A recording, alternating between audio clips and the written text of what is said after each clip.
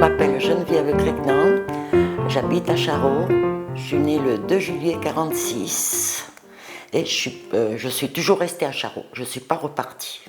Eh bien c'est parce que il y avait deux sommeillères, Jacqueline et puis Janine, qui travaillaient avant moi, et puis Monsieur Viano, il cherchait quelqu'un pour venir à Genève comme sommeillère. Et moi j'avais vu une annonce, c'est rigolo, sur le Dauphiné libéré d'Avignon. Et puis c'est là où c'est que je me suis dit, ben je tente. J'y vais. Je prends le train, j'y vais. Et voilà, et je suis arrivée ici. Quand j'arrive en Suisse, ben ça s'est très bien passé. Et puis après, ben on a dû aller dans le wagon. Déjà, pour, disons, pour la maladie qui était la tuberculose. Voilà. Puis je rentrais. Puis après, il y a eu la loi de... Comment il s'appelle ce monsieur qui voulait... Oui, ce qui m'a choqué, c'est qu'on était un tas de femmes, disons, dans les wagons, et puis on était tous un petit peu... comment on dit? La queue leu-leu? La queue leu-leu, avec les seins nus, et puis on nous faisait des photographies des poumons. Il y a eu une loi d'un Suisse allemand pour foutre les étrangers, non, pour mettre dehors les étrangers, pardon. Et puis si la loi passait, eh bien Viano m'avait averti que je retournais en France. Je suis arrivée à Genève en 68. Le propriétaire, c'était Angelo, et mes patrons, c'était monsieur et madame Viano. Ça s'appelait Le Café, mais ça attirait beaucoup de monde parce que monsieur Viano faisait une entrecôte avec son propre beurre et des frites. Et le soir, le restaurant était toujours plein. Et puis à côté, il y avait un jeu de boules, hein, où les gens pouvaient jouer aux boules. Où c'est qu'il y a Philippe Bas, là, je crois. C'est vrai qu'en 68, ouais, les sommeillères, on n'était pas payés, on était nourris, logés, sans argent, ils ne nous donnaient rien du tout, ils ne cotisaient pas l'AVS. Et puis voilà, c'était comme ça, mais je pense que je n'étais pas la seule je n'étais pas la seule, hein. Je pense qu'à cette époque-là, c'était comme ça. On vivait des pourboires. Et nourri et logé. Le café se situait tout près de la Croix. D'accord. Et maintenant, il est devenu quoi, ce café des amis? Eh bien, c'est le fils Angelo. Quand la maman est décédée, eh bien, c'est le fils Angelo qui est venu là, et sa fille, elle est à côté. Alors, l'intérieur du café, c'était tout en bois, avec des tables. Il y avait la cuisine. Après, il y avait une salle pour recevoir des groupes. Et puis, on habitait, disons, là-haut. En fait, les chambres étaient... même le café. Même pour les patrons. La cave, c'était des escaliers assez bruts, comme on dit, oui. Et puis, quand des fois je remontais avec des bouteilles et puis de l'eau, ben, il fallait s'accrocher. Hein. C'était moi qui faisais ça. Hein. Il fallait s'accrocher. Le propriétaire sortait et puis il engueulait tout le monde sur la terrasse. Et puis les clients, des fois, pour les embêter, surtout les jeunes, s'ils avaient une casserole, ils prenaient la casserole et ils tapaient dessus. Ouais. Expliquez la casserole. Ouais. Alors ça, c'était notre ancien maire. Monsieur Mabu, pour embêter sa sœur, qui tapait sur le radiateur. C'est dans le café parce que les radiateurs, ça résonne, hein, surtout que ce n'était pas des murs très épais non plus. Hein. Oui, quand il y avait les enterrements de vie de garçons, de Charroux, ils venaient tous au bistrot. Il y en avait qui venaient en vélo dans le bistrot. C'était très drôle. Ouais, c'était rigolo.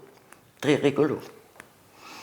Parce que ça se faisait encore, hein, les enterrements de vie de garçon. Mais ils restaient à Charroux. Alors ils faisaient un tas de bêtises. Les panneaux, ils les mettaient ailleurs. Voilà. Bon, peut-être que ça ne se ferait plus maintenant parce qu'il y a les flics.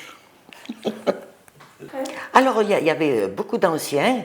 Et puis, alors, ce que j'ai appris plus tard, c'est que les jeunes, ils avaient abandonné le café des amis pour boire l'apéro Parce que Viano, il buvait pas mal le soir, hein, il faut dire ce qui est.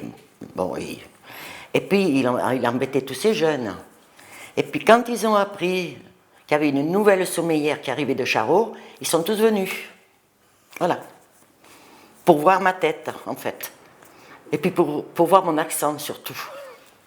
J'ai travaillé de 68 à 71. Puis après, j'ai quitté parce que je me suis mariée avec Jean. Parce que Jean, il était quand même paysan, viticulteur, et puis j'allais dans les vignes. Et c'est pour ça que j'ai eu travaillé chez Madame Dalmas dans le temps, après Viano, mais parce que je faisais l'ouverture de 6h à 10h. Voilà.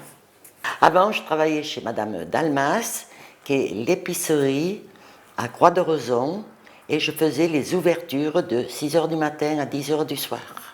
Alors, je suis retournée une fois, c'est sa femme qui m'avait dit, et puis elle m'a montré, et puis j'ai dit, oh ben, ça me rappelle des bons souvenirs, donc je me suis rappelée de tout, quoi. De ma chambre, je lui ai dit, voilà où je couchais. Voilà. Oui, il y avait un cercle des agriculteurs qu'on a tenu pendant 20 ans avec Jean. Puis après, il est arrivé à la retraite, Jean, il a vendu, et puis maintenant, c'est l'immeuble que vous voyez derrière, l'immeuble qui est derrière. On l'a tenu en 82, le cercle des agriculteurs, et puis ça fait 10 ans qu'un immeuble là. Donc, ça faisait passer en 70, je ne sais plus.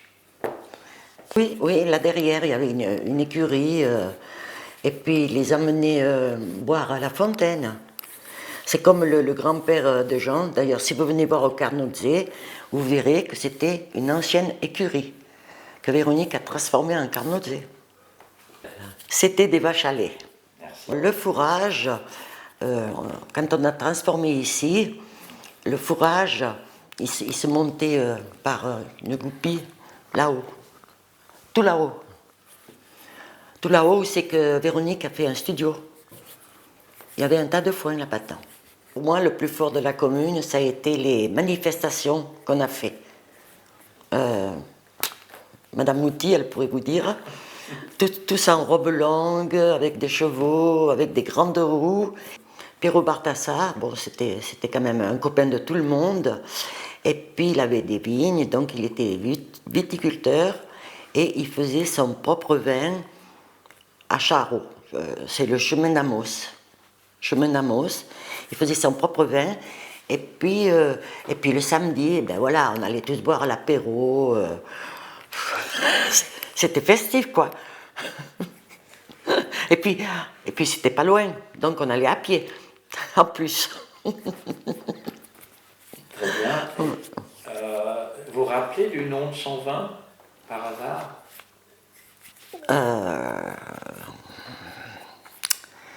Il y avait les Heptés et le domaine d'amour, oui. Pierre est décédé, et puis c'est son fils qui a repris, disons, ce domaine. Et puis ça n'a pas marché longtemps, donc il a dû arrêter.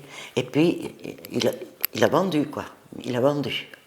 C'est quelqu'un de Satigny qui a beaucoup d'argent, et puis qui a acheté les vignes. Et puis c'est un nommé Bosson, Christophe d'Erlaville, qui travaille ces vignes. Quand Jean est décédé, il y a 5 ans, parce que j'ai des vignes aussi, alors j'ai remis mes vignes à mon petit-fils qui est Aurélien Lacrat. Oui, mais bon, je trouve un peu dommage parce que au prix où personne ne pouvait acheter. C'est comme chez Germanier à Landecy, avec Jean, on a travaillé ces vignes, Cave du Tunnel dans le Valais, pendant 40 ans. Et puis, ma foi, voilà, j'avais plus Jean, donc j'avais plus.